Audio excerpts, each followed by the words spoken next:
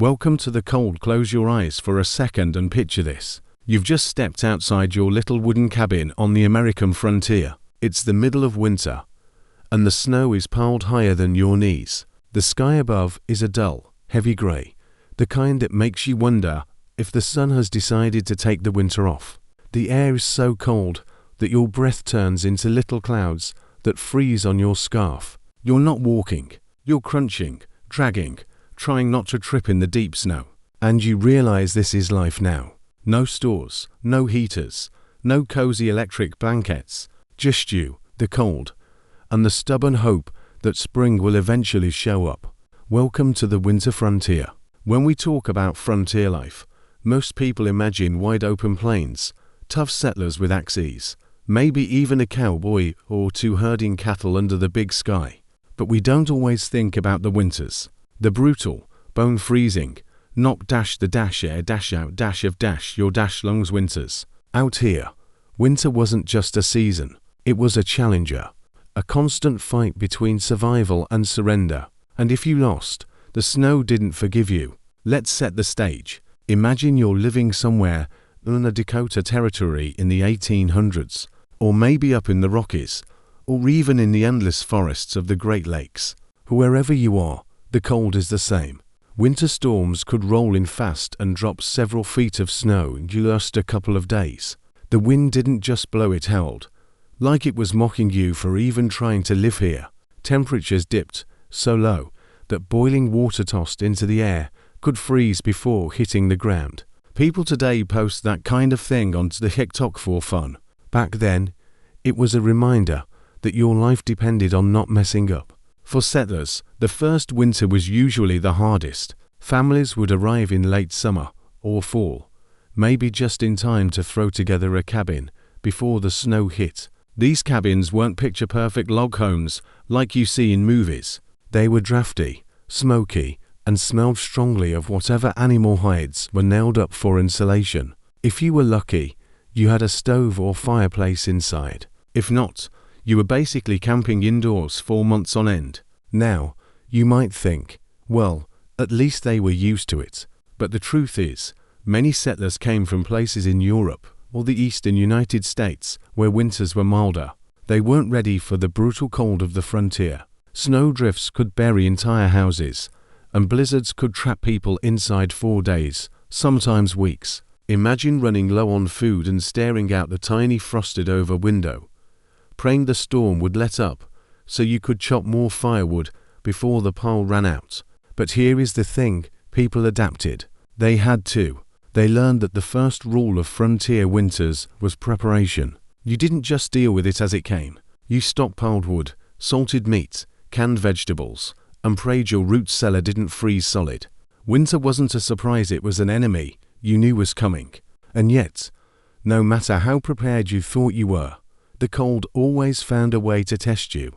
Maybe your roof leaked under the weight of snow. Maybe the fire went out in the middle of the night, and you woke up shivering so hard your teeth hurt. Maybe you went out to fetch water and fell through the ice, soaking yourself in the kind of chill that could kill you in minutes if you didn't strip off and warm up immediately. One of the strangest parts about frontier winter life was the silence. If you've ever been outside on a snowy day, you know how the world feels muffled, like someone turned the volume knob way down. Now multiply that by weeks, even months. Whole landscapes blanketed in snow. Not a bird chirping, not a wagon rolling by. Just the crunch of your boots and the endless sound of your own breathing. For some people, it was peaceful. For others, it was maddening. But it wasn't just the cold and the silence that made winter so brutal. It was the loneliness. During other seasons, neighbors might ride over, travelers might pass through, trade might happen. But in winter, the frontier shrank to the size of your cabin. You and your family, huddled together, with maybe a dog or two at your feet, day after day, night after night. And if your cabin wasn't filled with enough food, enough warmth, or enough patience with each other, well, winter had a way of showing you where the cracks were. Of course, frontier kids didn't see it all as doom and gloom. For them, snow meant snowball fights, sledding on makeshift boards, and stomping around in snowshoes if they had them. Children often found ways to turn survival into play. Adults, on the other hand, were too busy making sure those kids didn't starve or freeze. Now, before you get to cozy imagining snow angels on the prairie, let me remind you, this was not some Hallmark movie winter. There were no Corollas strolling the snowy lanes. There were no Christmas lights twinkling outside the cabin. There was just dark, bitter cold, where the days were short and the nights felt endless. You went to bed early because candles and lantern oil were precious, and you woke up with the sun if the sun decided to show up at all. Still, there's something fascinating about how tough people became when faced with this kind of life. Every fire built, every bucket of water hauled, every rabbit trapped was a small victory against the cold. Winter on the frontier was a constant reminder of how fragile life could be, but also how strong people could become when they had no choice. So as we start this journey into the world of frontier winter survival, keep in mind, this wasn't some cozy snowed-in adventure. It was life or death every single day. The cold was the enemy, but also the teacher. It shaped communities, tested families, and left behind stories of struggle and survival that still echo through history. And that's what we'll explore together. The shelters, the food, the dangers, the mistakes, and the small moments of warmth that made survival possible. But for now, pull your blanket a little tighter, because the snowstorm has just begun. Why on earth live there? All right, let's be real for a second. After everything we just talked about in Chapter 1, the bomb-cracking cold, the snow piling up to your windows, the silence so heavy it could drive you a little crazy, you might be wondering the obvious question. Why on earth would anyone choose to live out there? Like, who wakes up one morning and says, "You know what sounds great? Let's drag the whole family into the middle of nowhere, where the winters are brutal, the wolves are hungry, and there's a decent chance we'll freeze to death before spring. That's the life for me." It sounds ridiculous from the comfort of our heated homes today, but for frontier families, there were some pretty strong reasons, and most of them came down to one word: opportunity. First off, land. In the 1800s, land in the East was getting expensive and crowded. If you wanted your own farm in places like New England, you were either inheriting it from family or paying a fortune. Out west, though, suddenly there were massive stretches of land just sitting there. Sure, it was covered in trees, rocks, and snow, and yeah, sometimes the government was giving it away without exactly asking the native people who already lived there.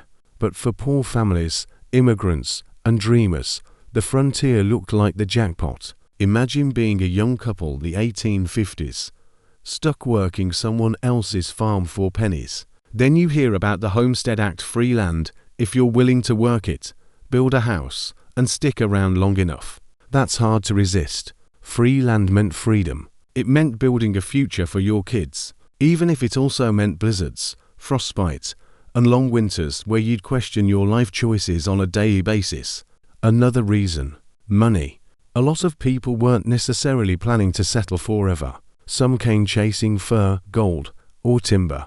The fur trade, for example, was huge. Beavers, otters, foxes, these animals were basically walking dollar bills if you could trap them.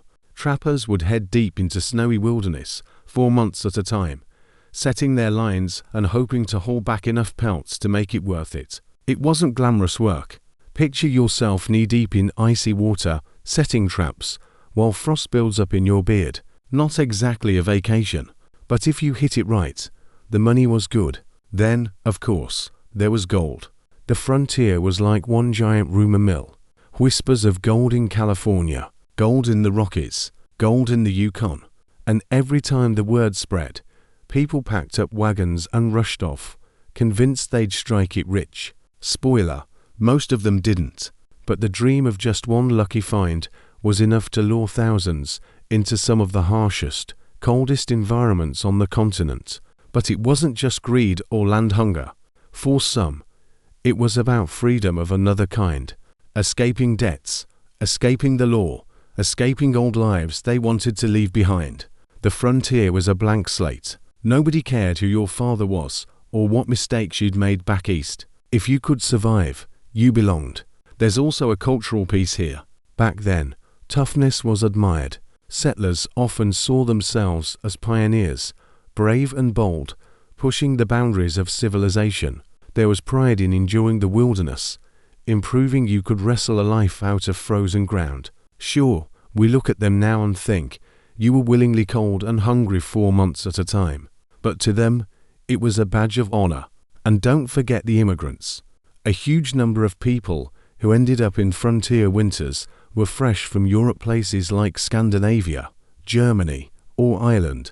They came through Ellis Island or other ports, heard about cheap or free land, and thought, how bad can it be? For the Norwegians and Swedes, the climate wasn't even that different. They were already used to long, dark winters. The big difference was they could finally own their own farms instead of renting from wealthy landowners back home. Now, all of this doesn't mean people were clueless. Most settlers knew the risks. They'd heard stories of snowstorms swallowing entire wagons, of families starving when crops failed, of cabins buried under drifts. But desperation and hope are powerful motivators. When you're poor, hungry, or stuck with no future, even a frozen wilderness can look like paradise compared to the alternative. But here is the funny thing. Not everyone who set out for the frontier actually wanted to. Sometimes it was a family decision, or more often, a husband's decision. Wives and kids didn't always get a vote. Picture being a woman in 1870 with 3 small children, and your husband announces, "We're moving west, honey. Free land." And you're just standing there like, fantastic. Can't wait to freeze solid while milking the cow at 5 a.m. Kids, on the other hand, often love the adventure, the endless woods, the open land, the idea of carving out something new. It was exciting. Until, of course, winter set in and they realized adventure also meant frostbitten toes and doing chores in waist-deep snow. So the short answer to why on earth live there is this: because for many people, it was the best option they had. Maybe the only option. It was a gamble. The frontier winter might chew you up and spit you out. But if you could survive it, the rewards, land, freedom, maybe even riches were worth the risk. And let's be honest, people back then were stubborn. The kind of stubborn that makes you think, yeah, the cold might kill me, but it'll show it who's boss first. That stubbornness built towns, farms, and whole communities in places where common sense said humans shouldn't even bother. So next time you hear about settlers trudging through snow or trappers camping by frozen rivers, don't just think about the suffering. Think about the dream that pushed them out there in the first place. Because if there's one thing stronger than a frontier winter, it's human hope mixed with a little bit of reckless optimism. Now that we know why they went, let's move on to how they actually stayed alive. Because you can dream all you want, but once the snow starts falling, you'd better have a roof over your head. And that's where we're heading in the next chapter. The fine art of building shelter before the cold kills you. Building shelter before the snow kills you. So, you've made it to the frontier. Congrats. You've got land, a wagon, maybe a cow, and a head full of dreams. Now winter is looming, and reality smacks you right in the face. You need a shelter. Or you're toast. Or, more accurately, you're a frozen popsicle. The first rule of frontier survival was simple: if you didn't have a roof over your head by the time snow started falling, you were in serious trouble. And I don't mean a fancy roof, either. Nobody was out here building cozy chalets with hot cocoa bars. We're talking about whatever you could slap together quickly with your bare hands. Before the cold set in, most settlers went for the classic, the log cabin. You've probably seen the picture in your head already: cute little cabin in the woods, smoke curling from the chimney, maybe even a rocking chair on the porch. Well, scratch that image. Real frontier cabins were small, rough, and dark. They were built fast, often in just a week or two, because people didn't have time to mess around. You'd start by cutting down trees, lots of them. Remember, there were no power tools, just axes and saws. A whole family might spend days chopping logs and dragging them into place. If you were lucky, neighbors helped out. kind of like an early version of a community house raising. If you weren't lucky, it was just you, sweating in your wool shirt, while mosquitoes chewed on you in summer. Knowing winter was coming whether your cabin was finished or not. The logs were stacked in a square, notched at the ends, so they fit together like giant Lincoln logs. The gaps between them, those had to be filled, or else you'd be living in a very breezy, very cold wooden skeleton. So people stuffed the cracks with whatever they had: mud, moss, clay, straw, even animal hair. This process was called chinking, and it was basically primitive insulation. Without it, your cabin was just a glorified wind tunnel. Floors weren't always a priority. Some cabins just had dirt floors, maybe covered with straw or animal skins. Windows were rare, because glass was expensive and hard to transport. If you had a window at all, it might just be a hole covered with grease paper or oiled cloth that let in a little light. So forget about bright, sunny interiors. You lived in dim, smoky half-darkness 4 months at a time. And speaking of smoke, chimneys were a big deal. A poorly built chimney meant your cabin filled with smoke every time you lit a fire. Imagine sitting inside, eyes watering, coughing, while trying not to freeze. Some cabins had stone chimneys, others just stacked logs and plastered them with mud. Safe? Not really. Fires were a constant danger, but so was freezing to death, so people took their chances. Now, if you arrived late in the season and didn't have time for a full cabin, you got creative. Some families built dugouts, which were basically holes carved into hillsides, reinforced with logs or sod. It wasn't glamorous, you were basically living underground, but dirt was a surprisingly good insulator. Plus, a dugout could be thrown together in a few days, giving you at least some protection from the blizzards. Others threw up quick lean-tos made of branches and hides. Trappers sometimes lived in these 4 months. Picture a glorified tent, flapping in the icy wind, with snow sneaking in at the corners. Cozy? Not exactly. But when survival is the only goal, anything that blocks the wind is a blessing. Insulation was everything. Frontier families piled snow up around the outside of their cabins to block drafts, much like igloos use packed snow for warmth. Inside, they hung animal hides on the walls, laid furs on the floor, and stuffed rags in every gap they could find. You wore your coat indoors half the time, because the fire only heated the area directly in front of it. The back corners of the cabin, icebox. And here is something you don't usually think about: roofs. A leaky roof in summer is annoying. A leaky roof in winter is deadly. Water drips, fire would get soaked, bedding freezes, so settlers laid bark, sod, or wooden shingles as carefully as they could. Still, many cabins leaked. More than one family probably spent long nights moving their sleeping spots around to avoid icy drips landing on their faces. For frontier kids, cabins often felt cramped. Imagine a whole family of 6 or more squeezed into one room, with beds pushed against the walls, and maybe a loft for the older kids. Privacy didn't exist. You ate, slept, worked, and argued in the same space. When winter storms blew 4 days and nobody could leave, tempers sometimes flared. Cabin fever wasn't just a saying, it was a real problem. Still, for all their flaws, cabins worked. They kept most of the wind out, held in enough heat to keep people alive, and gave families a place to cook, sleep, and wait out the storms. Compared to a wagon or tent, a cabin was paradise.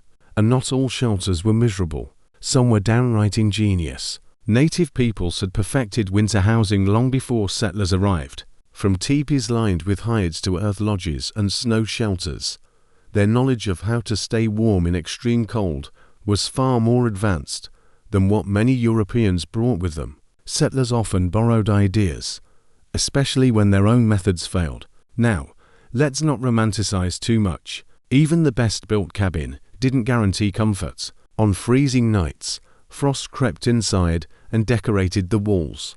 Water buckets turned solid by morning. Families sometimes woke up with snow sifting through cracks in the roof and landing on their blankets. But compared to the alternative, sleeping in the open, it was heaven. Think of it this way: every nail driven, Every log stacked, every chunk of mud smeared between the cracks was a little victory against the cold. Building shelter wasn't just construction, it was a fight for survival.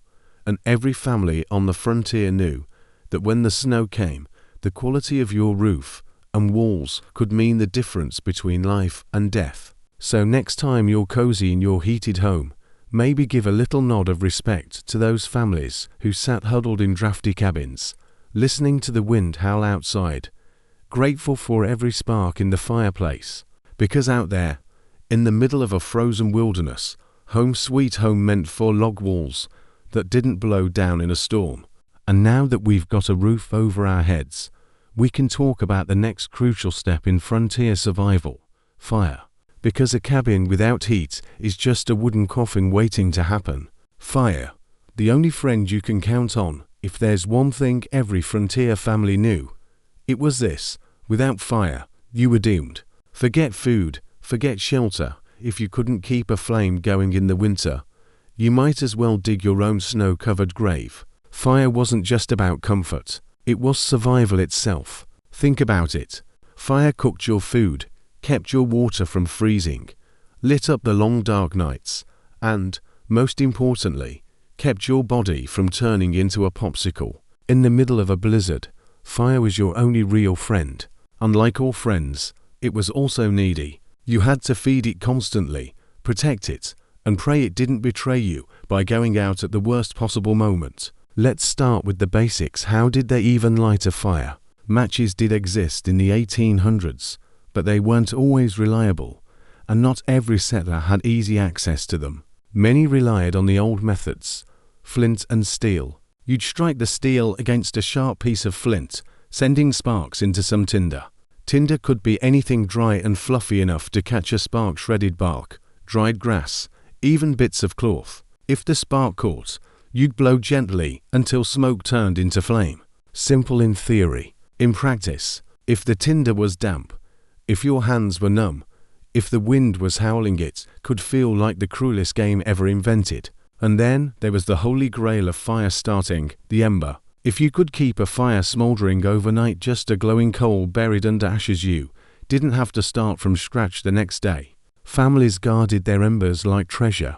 A lost fire meant hours of shivering and cursing while trying to spark another one. In desperate cases, people even carried live coals, wrapped in bark or cloth, from one neighbor's cabin to another. Imagine trudging through waist-deep snow, holding a bundle of smoldering bark, praying the wind didn't snuff it out. That's how precious fire was. But starting a fire was only half the battle. The other half was keeping it alive. And that meant wood. Endless, back-breaking amounts of wood. A single frontier family might burn through 30 to 40 cords of wood in one winter. That's stacks and stacks taller than a person, cut by hand with an axe or saw. Gathering firewood wasn't a chore you did once a week. It was a lifestyle. Chop, split, haul, stack, repeat. All summer long, families stockpiled wood, because everyone knew the cruel math: run out of wood in January, and you'd freeze by February. Of course, not all wood was created equal. Hardwoods like oak and hickory burned hotter and longer, but they were tough to split. Softwoods like pine caught quickly, but they spat sparks and burned out fast. A good fire was usually a mix: softwood to get it going, hardwood to keep it alive. And if your wood was wet, well, congratulations, you now had a smoky, sputtering mess that barely gave off heat. Many families learned the hard way to keep a stash of dry wood inside, no matter how cramped the cabin was. Fire was more than warmth, it was cooking.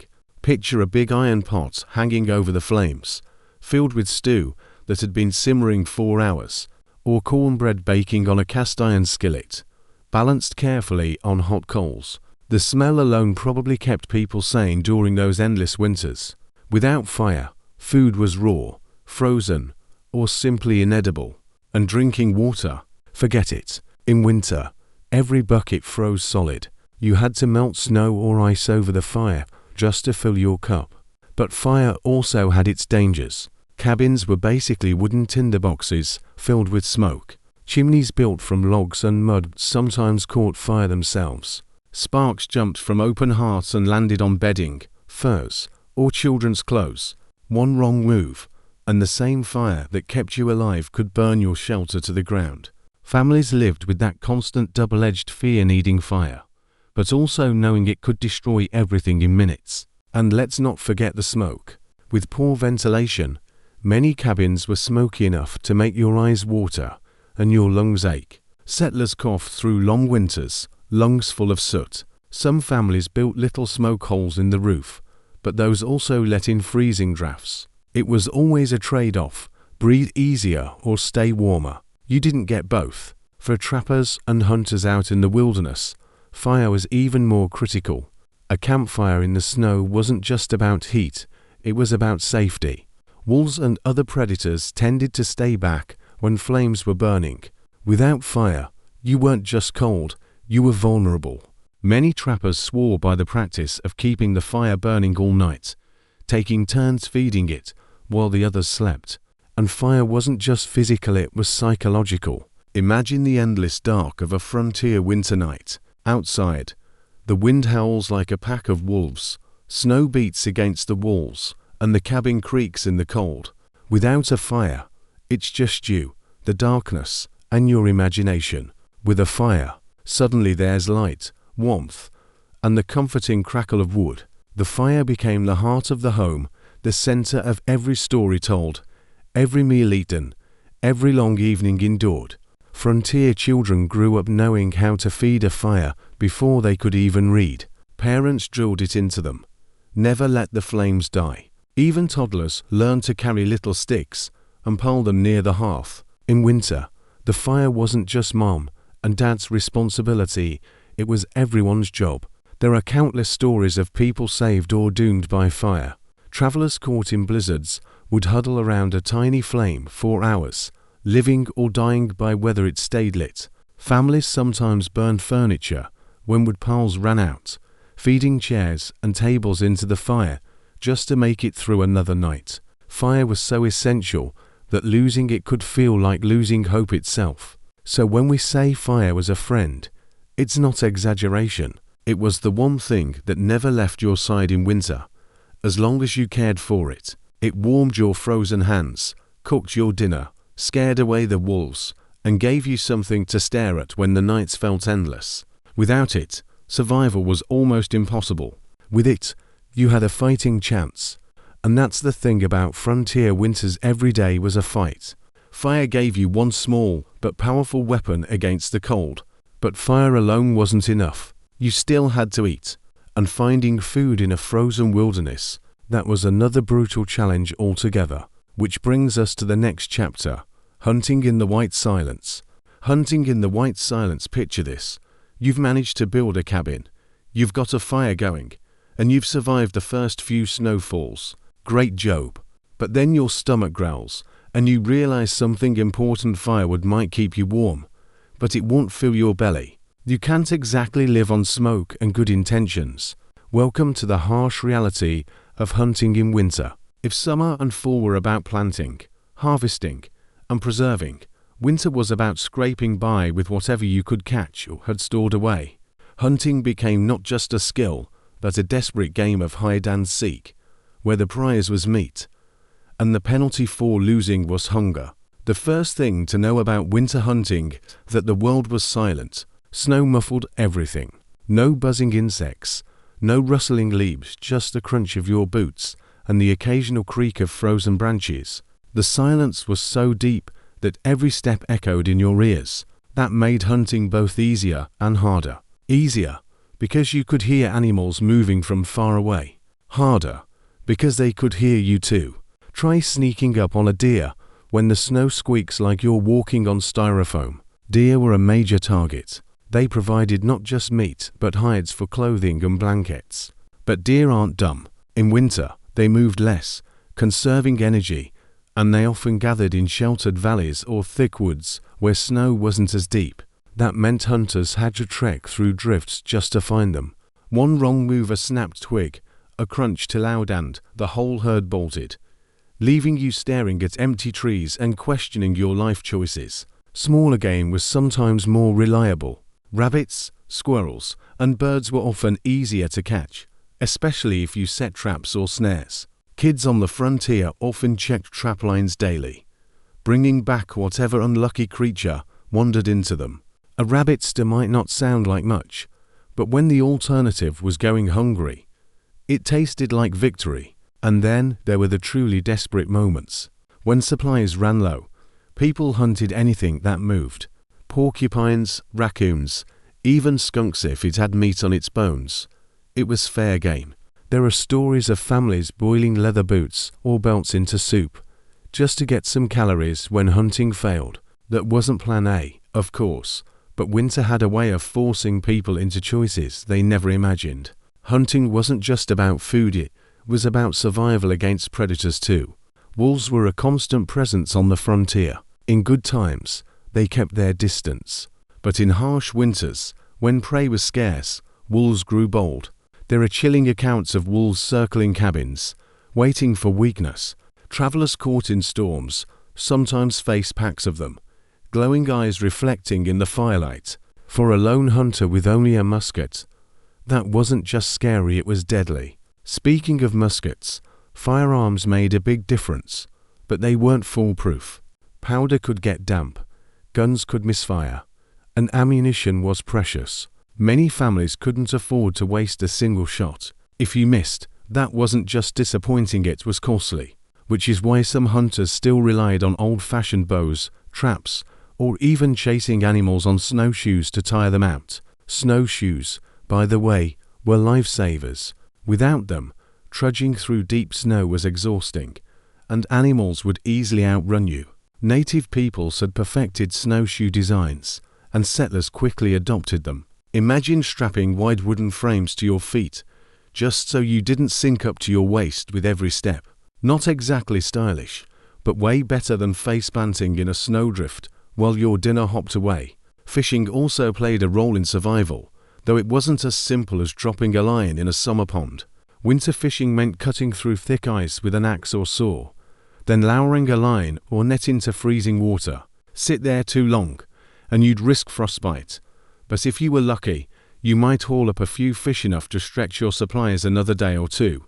Of course, hunting in the silence wasn't just physically tough, it was mentally draining. Imagine standing still 4 hours in freezing air, waiting for the flick of an ear or a trail of tracks in the snow. Your breath fogs up, your fingers ache, and your stomach growls louder than the animals you're hoping to catch. Some hunters described winter hunts as battles of willpower, who could outlast the cold long enough to claim the prize. And sometimes the hunt fought back. Bears weren't usually active in the dead of winter, since most were hibernating. But if you stumbled across one that wasn't or worse, disturbed one in its den, it could end very badly. The idea of fighting a half-awake, very cranky bear with a musket that might misfire, not exactly anyone's dream hunt. Still, hunting had moments of triumph. Bringing down a deer meant weeks of meat, hides for warmth, and bones for tools. Even a rabbit or two could boost morale. Food wasn't just about calories, it was about hope. Every successful hunt was proof that you could outlast the cold a little longer. And let's not forget the role of community. In some settlements, hunters worked together, sharing meat among families. One successful kill could feed several households, especially when smoked or salted to last longer. Survival wasn't always a solo act, it was often a group effort. But even with skill, tools, and teamwork, winter hunting was never a sure thing. Some days, you came home empty-handed, frost clinging to your beard, stomach growling louder than ever. Other days, luck smiled, and you feasted like kings, well, frontier kings, which usually meant rabbit stew instead of roast turkey. That was the rhythm of frontier winter life. Feast or famine, silence or struggle. Every trip into the snowy woods carried risk, but also the promise of one more meal, one more day of survival. So the next time lean about the grocery store running out of your favorite snack, imagine trudging through waist-deep snow, musket on your shoulder, hoping the silence breaks with the sound of something worth eating, because for frontier families, that was dinner. And once the food was caught, the real challenge began: how to store it, preserve it, and make it last until spring. Which brings us to the next chapter, the frontier pantry. The frontier pantry. So, let's say you've managed to bring home a deer, or maybe a rabbit or two. Congratulations! You've beaten the white silence of winter hunting. But here is the catch. It's not enough to kill something, you also have to keep it from rotting, freezing weird, or getting stolen by wolves. Welcome to the mysterious world of the frontier pantry. Now, when I say pantry, don't imagine a neat little walk-in closet filled with alphabetized jars, like something off Pinterest. The frontier pantry was more like a constant juggling act between nature, fire, and a whole lot of trial and error. The first and most important tool, preservation, because when you lived in a place where stores didn't exist, the only grocery aisle you had was whatever you could grow, hunt, or trade for, and you needed it to last all winter. One of the oldest tricks was salting. Salt was precious on the frontier, and for good reason. You'd rub salt into meat, pack it in barrels, and hope it lasted until spring. Salt pulled out moisture, slowed down rot, and bonus gave your meat that classic salty flavor. Settlers loved it so much that salted pork and beef became staples. Of course, too much of it could make your dinner taste like you were chewing on a block of the Dead Sea. But hey, calories were calories. Then there was smoking. Families would hang strips of meat above a slow, smoky fire for hours, even days. The smoke added flavor and helped dry the meat so it wouldn't spoil as fast. Imagine cabins filled with the constant scent of hickory smoky. Was like living inside a barbecue joint, except without the fries and coleslaw. Smoked venison, smoked fish, smoked everything. If it could be smoked, it was. For fruits and vegetables, the go-to was drying. Apples were sliced thin and laid out to dry in the sun before winter hit. Corn kernels were dried and stored in sacks. Beans, too. Anything that lost its water content stood a better chance of lasting the season. The end result, meals in winter, were often rehydrated mush, but mush that kept you alive was still a win. Then came the root cellar. This was basically a hole in the ground or a dugout room under the cabin where the earth itself acted like a refrigerator. Families stored potatoes, carrots, onions, turnips, and cabbages in barrels of sand or straw. The temperature underground stayed cool, but not frozen, so your vegetables lasted longer. Of course, you had to check often to make sure they weren't molding, freezing, or getting chewed on by mice. There's nothing like pulling out a potato in February only to find it turned into a gooey science experiment. Dairy had its own challenges. Fresh milk spoiled fast, so many families turned it into butter or cheese when they could. Butter was churned and salted to last longer, and cheese could be aged in cool cellars. Of course, all of this depended on the cow actually surviving the winter. If the cow died, well, so much for dairy products. Now, I know what you're thinking. Okay, so they had salted meat, dried beans, and mushy vegetables. Sounds delicious, and you're right. Winter diets on the frontier were not exactly gourmet. Meals were repetitive, heavy, and often bland. Spices were luxuries that had to be traded for, and sugar was so expensive that many families only used it on special occasions.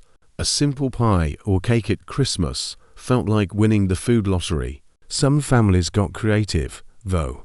Cornmeal was a staple, and it showed up in everything: cornbread, mush, porridge. If you had cornmeal, water, and a little fat, you could whip up something edible. Maybe not exciting, but edible. Add in beans, salted pork, or dried apples, and suddenly you had variety. Well, frontier-style variety. One underrated hero of the frontier pantry was pemmican. Borrowed from native peoples, pemmican was a mix of dried meat, fat, and sometimes berries, pounded together into dense, high-energy cakes. It didn't spoil easily, and it was portable. Trappers and hunters swore by it. It wasn't winning any culinary awards, but it packed a punch and kept you going in the cold. And then there was alcohol. Yep. Whiskey and cider often made their way into the pantry too, not just for fun, but because alcohol didn't spoil and could double as medicine, disinfectant, and, let's be honest, a way to get through long, bleak nights when the stew tasted like boiled shoe leather. Still, no matter how carefully you planned, food was always a gamble. Root cellars froze solid in extra cold winters. Salted meat went bad if the barrel leaked. Dried beans sprouted mold, and when food ran short, families had to stretch every bite. Watered down stews, half portions, mixing ground up grain husks into bread to make it last. Hunger was a constant shadow in many cabins. Children often remembered being always a little hungry in winter, not starving, at least not if the family had planned well, but never quite satisfied either. Growing kids on small rations meant everyone dreamed of spring, when fresh greens finally popped up and broke the monotony of salted and dried everything. And here is the kicker. Even if your pantry was full, you still had to protect it. Mice, rats, and other critters were relentless. A family might wake up to find a barrel of grain chewed open or dried apples nibbled away. Cats were worth their weight in gold for keeping pests out of the pantry. Without them, you were basically running a rodent buffet. So when we think about the frontier pantry, it wasn't just a room or a root cellar. It was the lifeline of the family. Every salted strip of pork, every jar of dried apples, every barrel of potatoes represented survival. Each meal was a reminder of the work done in summer and fall to make sure the family could outlast winter's grip. And while it might not sound glamorous, eating salted meat and boiled beans by candlelight, it carried a kind of satisfaction, because every bite meant you'd made it one more day, one more week, closer to spring. But food wasn't the only winter gamble. The very landscape itself, the rivers and lakes that could feed you or kill you, was another constant challenge. And that's where we're heading next. Frozen rivers and deadly ice. Frozen rivers and deadly ice. If fire was a frontier family's best friend in winter, rivers were their sketchy neighbor, the kind that sometimes helped you out and sometimes stole your tools. Waterways could be lifesavers, but when winter came, they turned into glittering traps waiting for the first unlucky soul to step wrong. On the frontier, rivers weren't just scenery. They were highways, food sources, and sometimes the only landmarks in endless forests. In the warmer months, people used them for travel, fishing, and hauling supplies. But when ice locked everything in place, rivers became unpredictable. They looked solid, but solid was often an illusion. Here is the first rule settlers learned. Never trust the ice. Even when a river looked frozen from bank to bank, there were weak spots, places where currents flowed fast beneath the surface or where springs bubbled up. Those spots thinned the ice, turning what looked like a shiny floor into a trapdoor straight into freezing water. And let's be real, falling through ice wasn't like jumping into a cold swimming pool. It was more like instant shock. Your muscles seized, your breath vanished, and if you didn't scramble out fast, you were in serious trouble. Hypothermia wasn't a word many settlers knew, but they knew the feeling: numb fingers, clumsy limbs, and the creeping exhaustion that came after a cold dunking. But despite the danger, frozen rivers were useful. Settlers crossed them to save time, dragged sleds across them, and even used them to haul logs or supplies. Horses and wagons sometimes braved the ice too, though that came with heart-stopping risk. Imagine driving a wagon full of firewood across a frozen river, hearing cracks echo under the wheels, and praying your horse didn't suddenly vanish with a splash. Fishing in winter often meant braving these same rivers and lakes. People hacked holes through the ice with axes or augers, then dropped lines or nets into the frigid water. It was slow, cold work, and you might sit 4 hours waiting for a nibble. But when food was scarce, even a few fish could keep a family going. In some areas, native tribes taught settlers how to ice fish more efficiently using traps, nets, or even spearing fish through carefully cut holes. Without that knowledge, many settlers would have gone hungry. Sometimes rivers also provided ice itself. Yet people actually harvested blocks of ice in winter, storing them in sawdust or straw to use in warmer months. Ice houses became the frontier's version of refrigerators. Of course, that only worked if you had the tools, the manpower, and a safe enough spot to cut the ice without falling in. Not exactly a casual afternoon chore. But the darker side of frozen rivers was the number of accidents. Kids, being kids, often treated frozen waterways like playgrounds, sliding, skating on homemade skates, daring each other to test the thin spots. For some, it ended in tragedy. Diaries and newspapers from the time are full of chilling stories: whole families lost when wagons broke through, hunters swallowed by rivers they thought were solid, children vanishing under the ice while others watched helplessly. Even when people survived falling through, the aftermath could be brutal. Wet clothes in freezing air meant frostbite or sickness. With no dry shelter nearby, hypothermia set in fast. That's why travelers often carried spare clothing wrapped in oiled cloth or kept fires ready along well-used trails. Falling in wasn't just unlucky, it was a death sentence if you weren't prepared. And yet, rivers weren't purely enemies. For the clever and cautious, they offered shortcuts. Snow packed hard on ice made it easier to pull sleds than breaking trails through deep drifts. Some communities even used frozen rivers as seasonal roads, moving heavy goods they couldn't haul in muddy summers. As risky as it was, it beat weeks of slogging through snow-choked forests. Frontier folks developed tricks to test the ice. Some carried poles to poke ahead of them, listening for the hollow sound of weak spots. Others followed animal tracks. If a deer or wolf made it across, maybe it was safe enough for a person. And yet, as careful as they were, no method was perfect. The ice had its own mind. There's a saying from old diaries: the river is never yours, even when it sleeps. People respected it because they had to. They knew the same river that gave them fish and passage could also take everything from them in a heartbeat. It wasn't just the physical danger either, it was the psychological weight. Imagine standing on the bank, looking at a frozen expanse you had to cross. Maybe your family needed supplies. Maybe you were chasing game. Maybe you were simply trying to reach a neighbor. You tested the ice. You listened for cracks. You stepped carefully. Every noise made your heart jump. Crossing a river in winter wasn't a casual stroll, it was a gamble with nature. And sometimes people lost. A horse plunging through could drag its rider with it. Wagons cracked open, spilling precious food into the icy current. Rescue was nearly impossible once the river claimed someone. Families mourned quietly, chalking it up to another lesson in how unforgiving the frontier really was. Still, rivers were part of life, frozen or not. People didn't stop using them just because they were dangerous. They learned, adapted, and kept taking the risks. That was the pattern of frontier survival, balancing danger and necessity, day after day. So next time you see a calm, frozen river, imagine what frontier families saw. Not just beauty, but a glittering question mark. Could they cross safely? Could they feed their families from its depths? Or would the ice betray them? That was the brutal truth of frozen rivers, friend and foe, lifeline and trap, all at once. And while rivers tested people's courage, there was another challenge waiting at the cabin door every morning: the cold itself, clawing at your skin, and the only defense: clothing, not for fashion, but for survival. Clothing, not fashion, just survival on the frontier. Fashion didn't mean much. Nobody cared if your outfit was last season.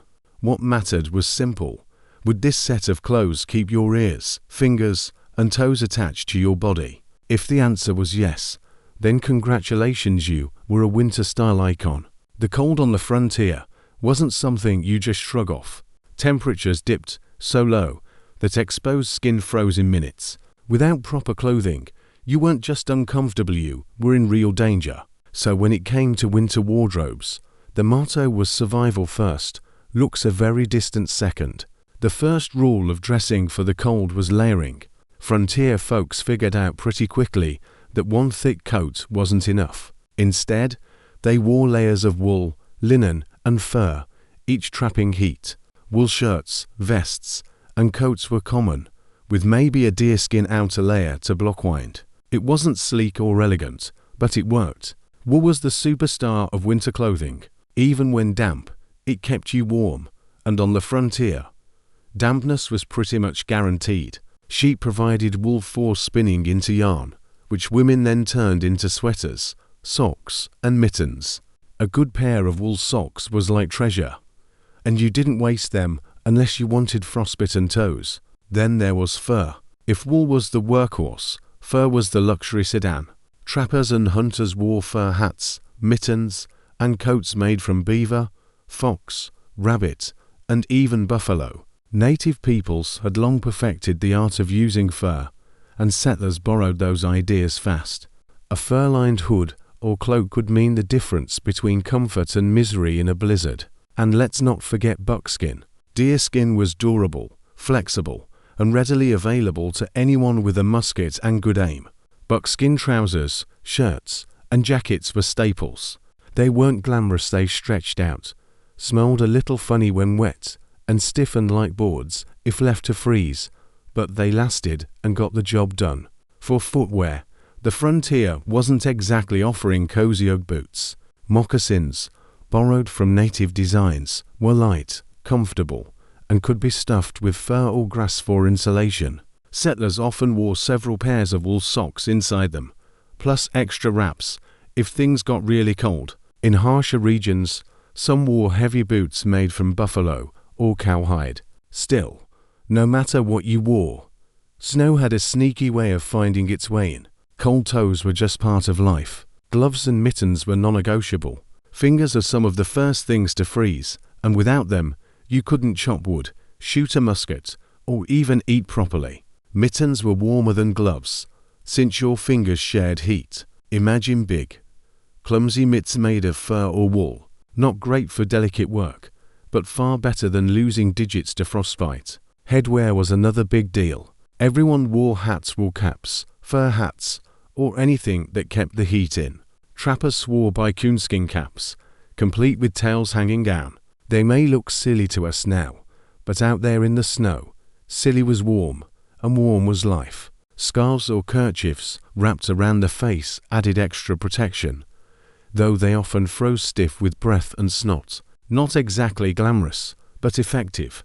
Women on the frontier had it even harder. Dresses were the norm, but in winter, skirts had to be layered with petticoats, wool stockings, and shawls. Some women secretly wore men's trousers under their skirts when the cold was brutal practical, if not proper. Mothers also had the extra job of keeping children bundled up, which was like herding cats.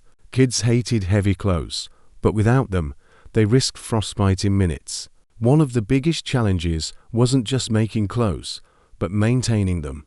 Wool socks wore thin, mittens tore, moccasins cracked. Families spent long winter evenings mending clothing by candlelight, patching holes and knitting replacements.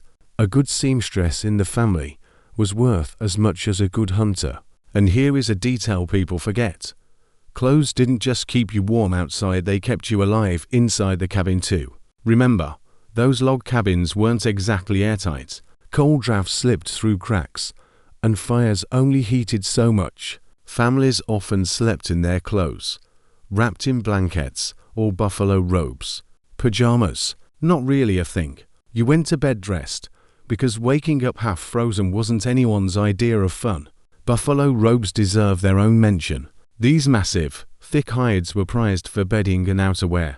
A single robe could cover a whole family at night. Trappers, explorers, and wagon travelers swore by them. They were heavy, sure, but nothing beat them for warmth. If you had one of those, you were sleeping in style, frontier style, that is. Of course, clothing wasn't foolproof. Frostbite still happened, especially on noses, ears, and fingers. Diaries tell of men coming in from hunting trips with faces white and stiff from the cold. Sometimes the damage was permanent. Losing fingers, toes, or even whole hands wasn't unheard of. That's why careful dressing was life or death. Another problem was wetness. If you got soaked in snow or fell through ice, your clothes could freeze solid. Imagine trying to walk in trousers that turned into boards. Not only uncomfortable, but deadly if you didn't dry out fast. Fires were always working overtime to thaw wet socks, boots, and coats. Cabins often smelled like a mix of smoke, damp wool, and wet dog fur because that's exactly what they were filled with. Looking back, it's easy to laugh at some of the outfits: giant fur hats, bulky coats, stiff leather boots. But on the frontier, nobody cared how you looked. The only fashion show that mattered was whether you made it through the winter with all your fingers and toes intact. So the next time you zip up a puffy jacket and grumble about the cold, remember, frontier folks layered up in itchy wool, stiff hides, and heavy furs, all while chopping wood or trudging through snowdrifts. Comfort wasn't the point. Survival was. But clothes could only do so much. Even the warmest fur coat couldn't protect you from what came next, the raging snowstorms and blizzards that swallowed the world whole. And those storms, they were another kind of enemy entirely. Snowstorm nightmares. If you've ever complained about a snow day cancelling school or delaying your Uber Eats delivery, well, frontier families would have traded lives with you in a heartbeat. Because on the frontier, a snowstorm wasn't an inconvenience, it was a battle for survival. Let's set the scene. You're in your little log cabin, fire crackling, stew simmering. Everything feels almost cozy. Then the wind picks up. First, it rattles the shutters. Then it howls like a pack of wolves circling outside. Snow starts piling against the door, and within hours, your cabin is buried. The windows are frosted shut, and the world beyond your walls is a white blur. Congratulations, you're trapped in a blizzard. Now, snowstorms back then weren't the neat little flurries we picture on postcards. These were full-on whiteouts. Winds so strong they tore shingles off roofs. Snow so thick you couldn't see your own hand in front of your face. People described stepping outside and instantly losing all sense of direction. Imagine walking out to the barn, and then nothing. The house is gone, swallowed in a swirl of snow. People froze to death just a few yards from safety because they simply couldn't find their way back. That's why many families tied ropes between their cabin and the barn or outhouse. Sounds silly, right? But in a storm, that rope was a literal lifeline. You grabbed hold, followed it hand over hand, did your business, and then reeled yourself back like a fish. Without it, the storm could swallow you whole. And don't forget the animals. Horses, cows, chickens, they still needed care. Storm or no storm, farmers braved whiteouts to feed and water their livestock, sometimes digging tunnels through snow to reach the barn. Animals could panic during storms, breaking fences or even suffocating if drifts piled too high. Keeping them alive was just as important as keeping yourself alive, since they were your food, your workforce, and in many cases, your wealth. Inside the cabin, life wasn't much easier. Snow piled high against doors and windows, blocking light and trapping families inside. The roof creaked under the weight, threatening to cave in. Fires had to be kept burning constantly, but storms often made it hard to find or keep dry wood. Smoke sometimes blew back down the chimney, filling the room with choking fumes. Cozy, not so much. Food became another problem. With hunting impossible and travel dangerous, you relied entirely on whatever you had stocked up. If your pantry was low, a blizzard could mean going hungry 4 days. Parents often gave children the bigger portions, keeping themselves on thin rations. More than one storm ended with families gnawing the last scraps of dried meat, praying for clear skies. The cold itself during these storms was brutal. Winds cut through clothes, turning exposed skin to ice. Eyelashes froze together, beards turned into solid blocks of frost. People wrapped themselves in layer after layer. But even then, the chill crept in. Inside the cabin, blankets and buffalo robes piled high, families huddling together like penguins just to share body heat. The sound of a blizzard is something people never forgot. It wasn't just wind, it was a roar, a scream, a constant battering against the cabin walls. For children, it was terrifying, like monsters scratching to get in. For adults, it was a reminder of how small and fragile they really were compared to the forces of nature. And then came the aftermath. When the storm finally passed, the world looked completely different. Snowdrifts buried fences, barns, even whole houses. Paths disappeared. Trees snapped under the weight of ice. It could take hours just to dig out your front door, days to clear roads or trails. For settlers far from neighbors, storms cut off contact with the outside world for weeks. Some storms were so legendary, they became part of local history. The schoolhouse blizzard of 1888, for example, struck suddenly during the day, trapping children and teachers in one-room schoolhouses across the Great Plains. Many survived by burning books and desks for heat, but others weren't so lucky. Stories like that spread fast, reminding everyone how little warning nature gave. And here is the thing: storms didn't just threaten bodies, they threatened minds. Being snowed in 4 days or weeks tested people's patience and sanity. Cabin fever wasn't just a funny phrase, it was a real problem. Tempers flared, nerves frayed, and sometimes people simply broke under the endless howl of wind and the claustrophobic walls closing in. Still, people adapted. They learned tricks, keeping ropes tied outside, storing extra firewood inside the cabin, making shutters sturdier, and stacking supplies high before winter hit. They carved tunnels through snow to reach neighbors, or built windbreaks of brush and logs around their homes. Survival wasn't about beating the storm, it was about outlasting it.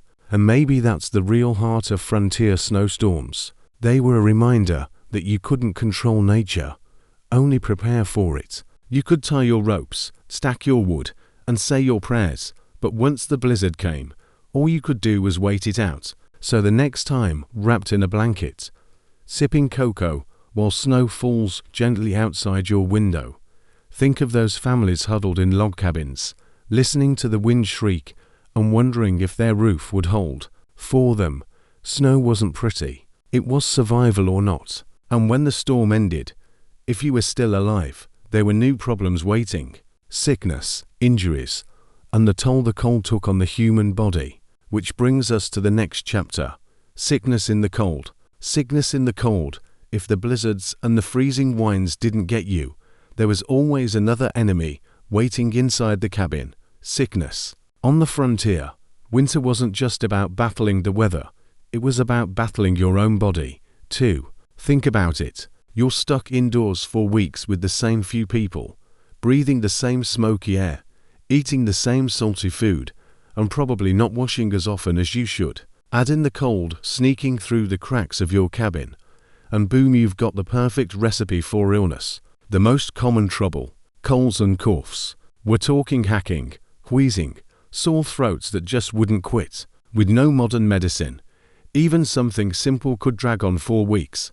Parents worried when kids developed fevers, because a bad cough wasn't just annoying, it could turn into pneumonia, and pneumonia could be deadly. Then there was influenza. Flu outbreaks swept through settlements, especially in winter when everyone was cooped up together. One sick person could pass it to the whole cabin in a day. And unlike today, where you can grab tissues and soup and wait it out, frontier flu could knock people flat. Some never got back up. The cold itself created its own dangers. Hypothermia was a silent killer. People didn't know the scientific word for it, but they knew the feeling, the slow numbness, the shivering that turned into exhaustion, the way victims sometimes felt warm before collapsing in the snow. Many travelers who underestimated the cold never made it home. Then there was frostbite. Fingers, toes, ears, and noses froze first. Blackened skin, terrible pain, and sometimes the loss of whole digits. Imagine a hunter coming back with meat for the family, but missing 2 fingers. That was the reality. Survival often came with scars. Injuries were another nightmare. Axes slipped, knives cut too deep, people fell on ice. Normally, you'd go to a doctor, but out on the frontier, the nearest doctor could be 100 miles away. So families did what they could: bandages made of cloth, herbal poultices, prayers. Sometimes it worked, sometimes it didn't. A bad infection could kill faster than the cold itself. Speaking of herbs, folk medicine was everywhere. Settlers brewed teas from willow bark for fevers, used pine needles for vitamin C, and rubbed goose fat on chests to ease coughing. Were these cures always effective? Not really. But when the choice was try goose fat or do nothing, people tried the goose fat. Native peoples shared remedies too, teaching settlers how to use local plants for healing. Without that knowledge, even more would have died. Another winter danger was malnutrition. Remember those salty meats and dried beans in the pantry? They kept you alive, but they didn't always keep you healthy. Fresh vegetables and fruits were rare in winter, which meant vitamin shortages. Scurvy, yes, the pirate disease sometimes hit settlers too. Swollen gums, weakness, teeth falling out. Not exactly the frontier look anyone wanted. For children, winters were especially tough.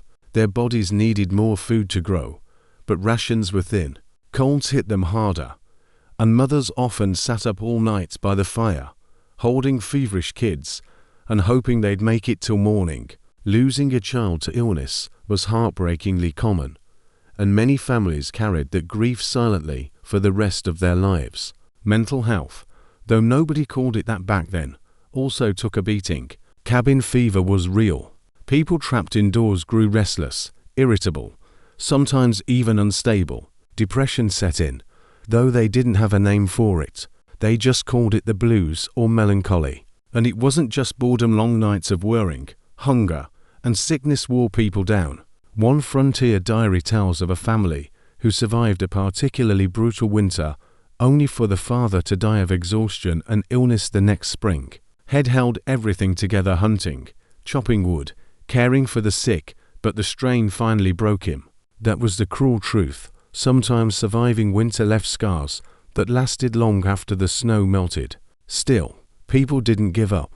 They fought sickness with what they had: herbal remedies, hot soups, endless layers of blankets. Families leaned on each other. Neighbors shared supplies, and communities sometimes pooled resources to care for the sick. And through it all, they hoped. Hoped the fevers would break. Hoped the storms would pass. Hoped they'd see spring again. Because in the end, winter sickness wasn't just about germs or frostbite. It was about endurance. Every cough, every fever, every sleepless night by the fire was part of the fight to make it through. And if you did survive, you came out tougher, wiser, and more determined than before. So next time you catch a cold and groan about it, imagine dealing with that same cold in a drafty cabin. No medicine, no doctor, no tissues, and the blizzard howling outside. Suddenly, cough syrup doesn't seem so bad, does it? And while sickness tested bodies and spirits, the real challenge of winter wasn't always physical. Sometimes, the hardest part was simply the crushing loneliness of being snowed in 4 months. Which takes us to the next chapter: cabin fever. Loneliness and cabin fever. Winter on the frontier was not just about the cold, the hunger, or the blizzards. It was also about something much quieter and just as dangerous: loneliness. Imagine being stuck in a cabin, snow piled high around the walls, no visitors, no letters, no news of the outside world, just you, your family if you had one, and the endless silence broken only by the wind. For some people, that silence was worse than the storms. We've all heard the phrase cabin fever, and on the frontier, it wasn't just a joke. It was real, and it could wear down even the toughest pioneers. Day after day, staring at the same 4 log walls, doing the same chores, hearing the same voices, it was enough to make people snap. For families, tension often built slowly. Maybe the firewood pile was running low. Maybe the food supply looked thin.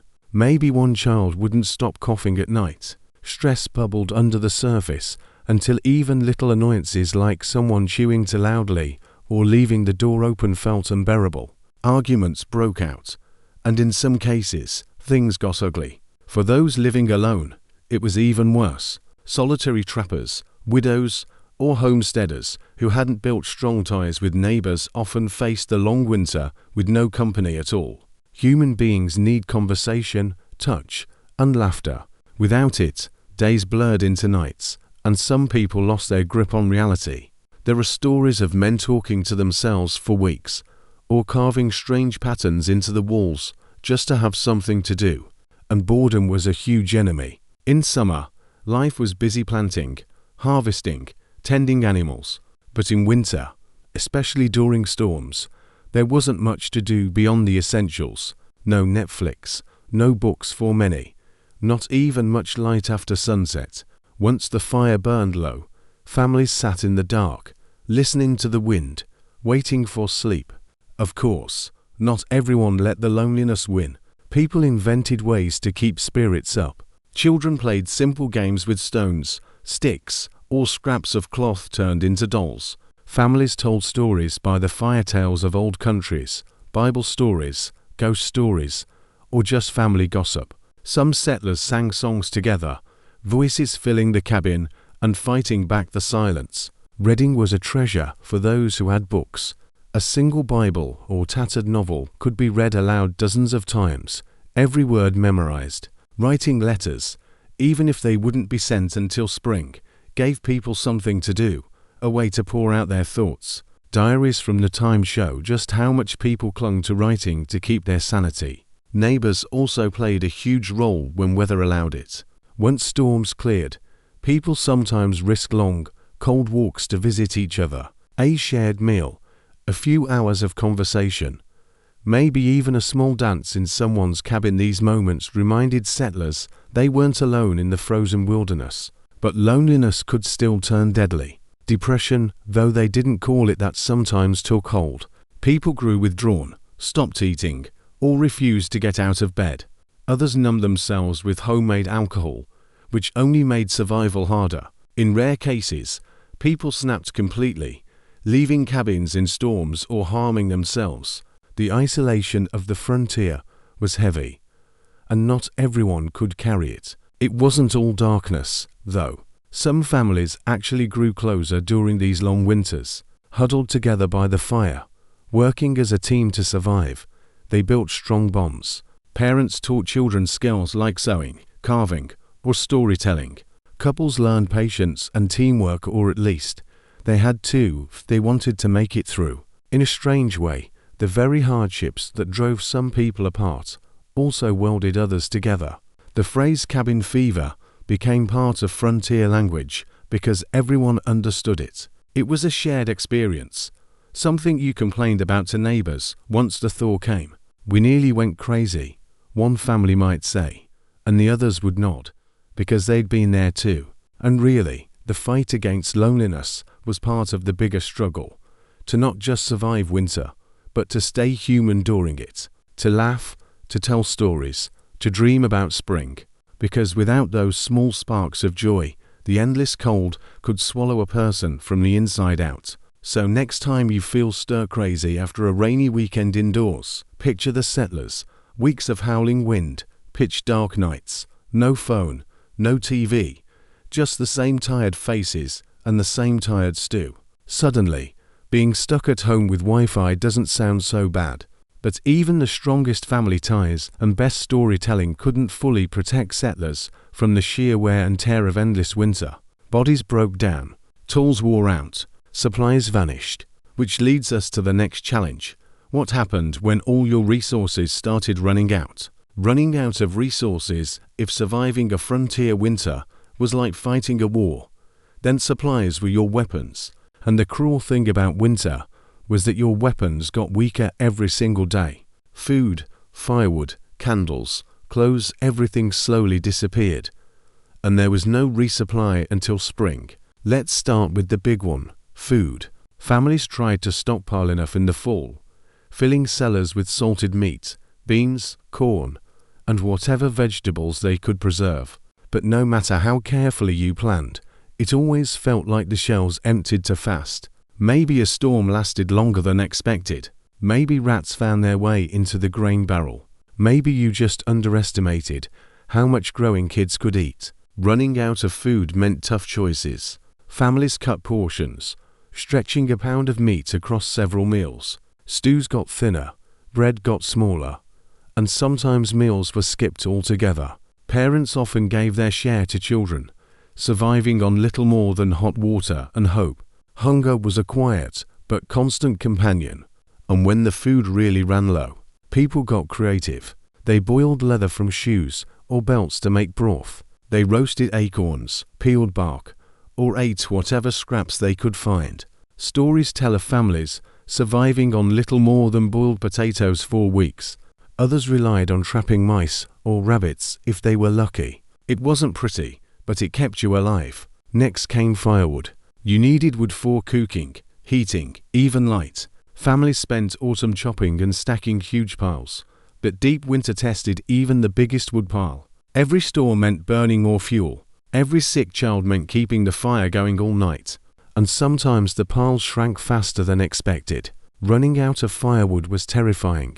Without heat, the cabin turned into an icebox within hours. Frost formed on walls, water buckets froze solid, and breath turned to clouds indoors. In desperation, families sometimes tore apart fences, furniture, even parts of their cabins to burn. A chair might keep you warm for one more night, but it left you sitting on the floor, staring at bare walls. Then there was light. Candles and lamp oil were precious, because once darkness fell, the day was over. Families rationed light carefully, just enough to cook, read a little, or mend clothes.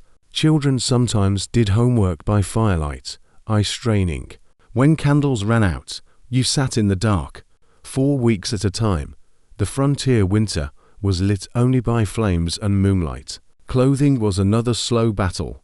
Winter coats and boots wore down quickly when you had to haul water, chop wood, or trudge through snow every day. Mending was constant patching holes, stitching tears, reusing scraps. If boots wore out, you wrapped your feet in cloth and prayed frostbite wouldn't take them. Even tools broke down, axes dulled, shovels cracked, ropes frayed. Out on the frontier, there was no hardware store down the road. If you couldn't repair something, you had to improvise. A broken tool in winter could mean the difference between getting firewood and freezing. And let's not forget emotional resources. Supplies weren't just physical, they were mental. Patience, optimism, hope. Each day of hunger, cold, or darkness chipped away at people's spirits. Parents tried to stay cheerful for their children, but it wasn't easy when the cupboards echoed and the woodpile shrank to nothing. The scariest part of running out of resources was that there was often no backup plan. Once the food was gone, it was gone. Once the woodpile was empty, you couldn't just go out and cut more in the middle of a blizzard. Settlers learned quickly that preparation wasn't just important, it was life or death. A forgotten chore in the fall could cost lives by February. But even the best prepared families sometimes ran short. That's when neighbors mattered. Settlers often shared what little they had, knowing that next winter, they might be the ones in need. A pound of flour, a few potatoes, a bundle of wood, small acts of generosity kept whole communities alive. Still, not everyone was so lucky. There are grim stories of cabins found in spring with families who simply ran out. Empty shelves, dead fires, and silence where life had been. Those tragedies haunted frontier towns, warnings of what could happen if you weren't careful or if fate was simply cruel. But for many, running low on resources also sparked ingenuity. People learned to waste nothing, to repair and reuse endlessly. Old clothes became quilts, bones became tools, ashes from the fire were used for soap. Nothing was thrown away if it could be turned into something useful. Scarcity forced creativity, and creativity was a kind of survival skill in itself. And so, frontier winters became a slow countdown. Each day, you measured what was left. How many beans? How many logs? How many candles? Each day, you tried to stretch them just a little further. It wasn't glamorous. It wasn't heroic. It was just stubborn determination to keep going. So the next time you glance at your fridge, packed with leftovers, or complain about running out of snacks, remember the pioneers. For them, running out didn't mean a quick trip to the store. It meant hunger, darkness, cold, and fear. But running out of supplies wasn't the only thing that could ruin a winter. Even when the pantry was stocked and the fire was strong, there was still one thing no settler could fully escape: the constant, exhausting hard labor that kept survival possible. Endless chores and hard labor. When people imagine winter on the frontier, they sometimes picture long naps by the fire, sipping hot drinks, maybe playing a fiddle now and then. Sounds almost cozy, right?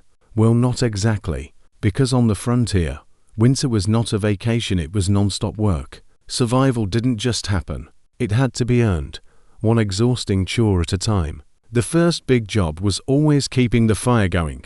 Without fire, there was no heat, no cooking, no light. Someone had to wake up in the middle of the night to feed the stove, or else everyone would wake up shivering, maybe even with frost creeping over the blankets. Families often rotated the night duty, but let's be honest, kids weren't always great at remembering, so parents usually got stuck with the midnight log duty. Of course, firewood didn't just appear magically. It had to be chopped, hauled, and stacked. That meant going out into the cold with an axe, hacking at frozen logs while your fingers went numb. Even with a good wood pile, the pile had to be replenished constantly. Some families burned through cords of wood faster than expected and spent hours each week trudging into the forest to split more. Imagine coming inside covered in snow, sweat freezing on your clothes, only to hear your spouse say, "We'll need more tomorrow." Then there was water. No faucets, no plumbing. Water had to be fetched from streams, rivers, or wells, often through deep snow and biting winds. Buckets froze before you got back to the cabin. Some people melted snow, but that took forever and burned through firewood. Every pot of water you used for cooking, washing, or drinking represented a chunk of hard labor. Cooking itself was no small task either. Forget microwaves, meals meant hours at the stove or hearth, stirring stews, baking bread, keeping an eye on the fire. And because supplies were limited, cooks had to stretch ingredients creatively, turning scraps into soups, grinding old grains, or reboiling bones for broth. A good cook could mean the difference between surviving winter strong and barely making it. Then there were the animals. Horses, cows, pigs, and chickens didn't stop needing care just because snow was waist high. Farmers trekked through storms to feed and water livestock, sometimes digging tunnels or breaking ice on water troughs. Stalls had to be cleaned to keep animals healthy, and if a storm collapsed a barn roof or a fence broke, you had to fix it right then. Even in the freezing dark, clothing and gear needed constant attention, too. Winter chewed through boots, mittens, and coats. Families spent long nights sewing patches, knitting new socks, or restuffing quilts with whatever they could find. A ripped coat wasn't just inconvenient, it was dangerous. Children weren't spared from the labor. In fact, kids were little survival assistants. They hauled water, gathered kindling, fed chickens, and carried wood inside. Some even learned to set traps for rabbits or help with butchering. Childhood on the frontier didn't have long breaks. It was an endless list of chores, even in the dead of winter. And then there were repairs. Winter tested every inch of the cabin. Roofs leaked under snow, chimneys cracked, doors froze shut. A broken latch or hole in the wall couldn't wait till spring, you fixed it, even if your hands were too cold to hold the hammer. Tools, too, needed sharpening and patching. People became experts at making do, turning worn-out barrels into stalls, broken sleds into firewood, or rolled rope into patches. Even rest wasn't restful. Spinning yarn, weaving cloth, carving tools, these were winter tasks done by firelight, because sitting idle was not an option. Every small bit of work contributed to survival, whether it was sewing new mittens, knitting socks, or repairing snowshoes. The work was endless because winter never let up. Fires burned out, animals got sick, roofs sagged, food spoiled, children cried, and chores piled up. And no matter how tired you were, you had to keep going, because stopping meant risking everything. The mental toll of this grind was heavy. Imagine waking up already tired, knowing you had 10 back-breaking jobs ahead of you, all while shivering in layers of stiff wool and hearing the storm outside roar for the 5th day in a row. It wasn't glamorous. It was survival through sheer stubbornness. Yet, there was also rhythm to it. Families developed routines, morning chores, midday meals, evening work, then sleep until it all repeated. These patterns gave people a sense of control, a reminder that time was still moving forward, even if it felt like winter would never end. And strangely enough, some pioneers later looked back on these winters with a kind of pride. They remembered the sore muscles, the frozen fingers, the endless chores, and also the satisfaction of surviving. Each chore completed, each log chopped, each meal cooked meant one more day, one against the cold. So yes, frontier winter life was full of hard labor. It was sweaty, freezing, exhausting, repetitive work. But it was also the glue that held survival together. Without the constant grind, no amount of hope or faith would have kept families alive. And when the chores were finally done for the day, when the last ember glowed in the stove and the family collapsed into sleep, there was one final, unshakable challenge left: simply facing the long, endless nights of winter. The long nights, winter days on the frontier were tough, but the nights, they were something else entirely. When the sun dipped behind the frozen horizon, life didn't just slow down, it almost stopped. Darkness came early, sometimes before supper, and it lasted forever.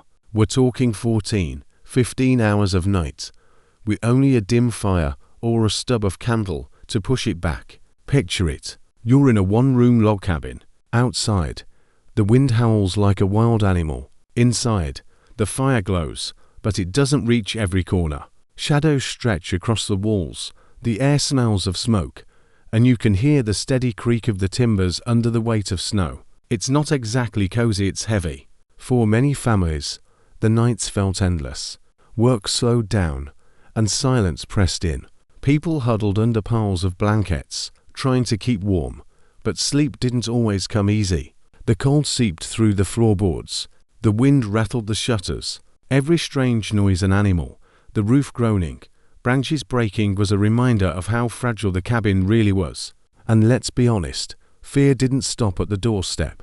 Wolves howled in the distance, coyotes prowled closer, sometimes bears, desperate and starving, came near settlements. A thin wall of logs was all that stood between you and the wilderness. At night, that truth was hard to ignore. Candles and lamp oil were rationed, so light was precious. Families used it carefully, maybe reading a page from the Bible, mending clothes, or writing a diary entry. But most of the time, nights were spent in near darkness, talking softly or just lying awake, listening to the fire pop. For children, the nights were especially long. Without toys, books, or games, boredom set in quickly. Parents told stories to pass the time: folk tales, ghost stories, family history. Some sang hymns or lullabies. Others prayed together, finding comfort in faith as the night stretched on. But the nights also brought something harder to fight than boredom: anxiety. Long hours with nothing to do gave people too much time to think. What if the food runs out? What if the roof collapses under the snow? What if someone gets sick and we can't help them? In the silence, those worries grew loud. And then there was the cold itself. Fires burned down while people slept, and mornings were brutal. Families woke up to see frost on the inside walls, water buckets frozen solid, and their own breath clouding the air. Some woke in the night just to pile on more wood, knowing that, if the fire died, the cold would creep in fast. Yet, the long nights weren't only bleak, they also created small moments of closeness. Families shared beds to stay warm, parents, children, sometimes even neighbors in emergencies. Huddling together wasn't just practical, it was bonding. Many remembered those nights not as miserable, but as times when love and survival were literally wrapped up in the same blanket. And when the sky was clear, there were rewards. Step outside if you dared, and you'd see stars so sharp and bright they looked like diamonds scattered across black velvet. The Milky Way arched overhead, the kind of night sky most of us today get to see. In the silence, under that endless sky, people felt small, but also connected to something greater. Still, make no mistake, most frontier nights dragged on. Hours of darkness stretched endlessly. Families went to bed early simply to escape the cold and the boredom, only to wake long before dawn, waiting for the faintest light to return. It was a rhythm of survival, work by day, endure by night, and every sunrise felt like a small victory, one more night conquered, one step closer to spring. But even when dawn came, the struggle wasn't over. Nights were long, yes, but winters themselves felt even longer. And that leads us to the final test of frontier winter survival, enduring the season itself until spring finally, mercifully arrived. The thaw and survival's reward after months of snow, storms, and endless nights. Something finally began to change. The air felt different. The sun lingered a little longer. Snowdrifts softened, dripping into puddles that sparkled in the light. This was the moment every frontier family waited for, the thaw. Spring didn't arrive overnight. At first, it teased. One warm day was often followed by another storm. Trails of mud replaced the neat white snow. Streams swelled with icy water, sometimes flooding fields or washing away fences. But even with these messes, people welcomed it, because mud, at least, wasn't death. The thaw meant survival. If you were alive to see the first buds on the trees or hear the first birds return, it meant you had beaten the winter. You had endured the hunger, the cold, the boredom, and the storms. You had kept the fire burning, stretched the food, patched the clothes, and pushed through every dark night. And now finally you could breathe again. One of the first joys of spring was simply stepping outside without fear. No blizzards waiting to swallow you. No rope lines needed to reach the barn. Just fresh, cool air and the smell of wet earth. Settlers often described the first warm day as almost magical, like stepping into a new world after being locked away. The thaw also brought the return of variety in food. After months of dried beans and salted meat, anything fresh tasted like a feast. Wild greens poked up through the soil. Early herbs added flavor to meals. Soon, fishing and hunting became possible again, and families could restock their supplies. Gardens were planted, seeds pressed into the wet ground with hope and relief. But spring wasn't just about food, it was about freedom. Travel opened up again. Neighbors could visit without fear of storms. Mail routes restarted. Towns stirred with life as people came together, swapping stories of the winter and checking who had made it through. It was a season of reunion, of laughter, of relief. Still, the thaw wasn't without its own dangers. Floods, sickness from melting snow, and injuries from weakened bodies were common. People who had survived the harshest storms sometimes fell ill just as spring arrived, their strength finally giving out. Survival wasn't guaranteed until the season had fully turned. But even with these risks, spirits lifted. Children ran outside, playing in the mud, chasing the first birds. Adults turned their energy from simply surviving to rebuilding, fixing fences, planting fields, repairing cabins. Life felt possible again, and that's the reward of survival. Winter was never just a season, it was a test. Every family, every settler who saw spring had proven something to themselves, that they were strong enough, clever enough, stubborn enough to face nature's worst and come out the other side. Many later wrote about the pride they felt at surviving a brutal winter. It wasn't about glory. Nobody handed out medals, but there was a quiet triumph in knowing you'd faced hunger, cold, fear, and loneliness and one. And maybe that's why so many stories from the frontier linger on today. Because survival wasn't just about food or firewood. It was about hope. The belief that no matter how long and cruel the winter, spring would come.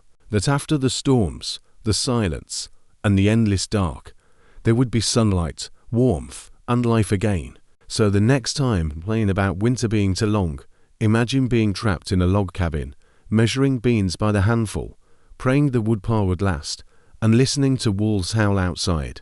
Then picture that first warm breeze of spring, the sound of dripping snow, the sight of green shoots in the dirt, the laughter of children running without coats. That was the frontier's ultimate reward, not comfort, but survival itself. Winter always came back, of course. Settlers knew the battle wasn't over, only paused. But each spring was proof that survival was possible, proof that humans could endure even the harshest trials with grit, faith, and a little luck. And for the families who lived through it, the memory of that survival stayed with them forever.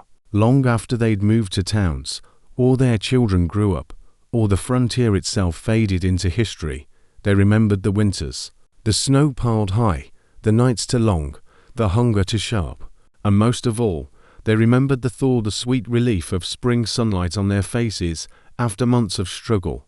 Because in the end, that was the story of the frontier winter. Brutal, merciless, exhausting but survivable. And in surviving, ordinary people became extraordinary.